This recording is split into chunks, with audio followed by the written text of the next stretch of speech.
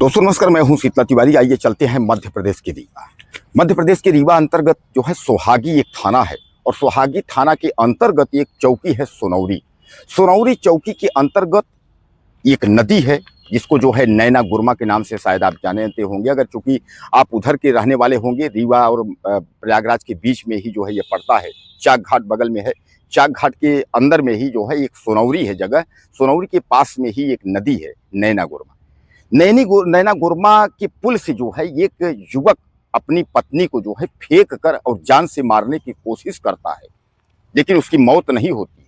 दरअसल पानी कम होने की वजह से वह पुल से धक्का तो देता है, लेकिन उसकी जब मौत नहीं होती है तो फिर उसके बाद उसने क्या किया कि बोतल यानी शराब के बोतल से जो है उसके गले पर वार कर उसको मौत के घाट उतारने की कोशिश करता है। फिर भी उसकी मौत नहीं होती, वो खून से लथपथ हो जाती, ब्लड। अब इस पर जो है तमाम जो अगल बगल के लोग हैं वो चिल्लाहट होती है। वह लोग उसके बाद आते हैं और दबोच लेते हैं। पति को जो है पुलिस के हवाले करते हैं। पत्नी को जो है 25 से 30 टाँके लगते हैं। उसका इलाज जो है जारी है। दोस्तों कहते हैं ना कि जो शादी होता है वह 7 जन्मों का और जन्म जन्म का बंधन, ऐसा कुछ कहा जाता है।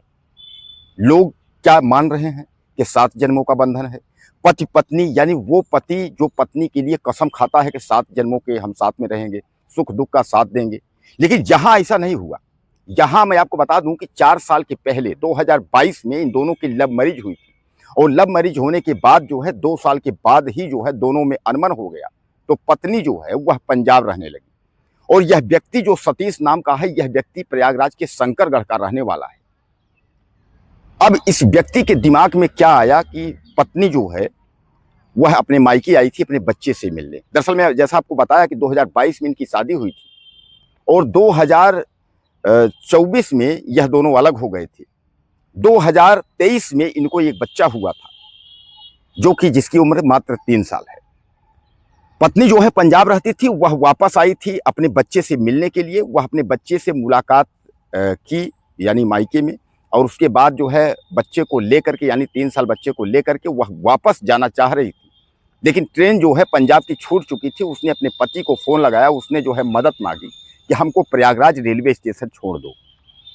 पति सतीश ने जो है अपने एक दोस्त के साथ प्लान बनाया कि अब तो बहुत अच्छा मौका है, इसको निपटा ही देते हैं।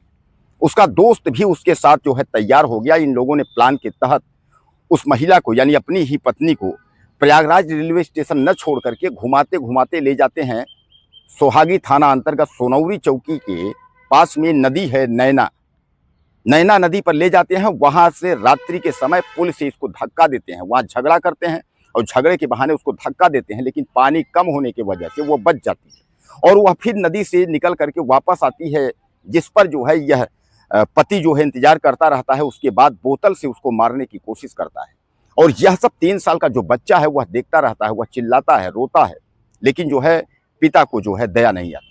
पिता तो उसकी हत्या करने यानी माँ की हत्या करने पर तुला हुआ था। इस पर काफ़ी जो है लोगों का यह कहना था कि इस तरीके की घटना को देख करके लोग काफ़ी नाराज़ हो गए।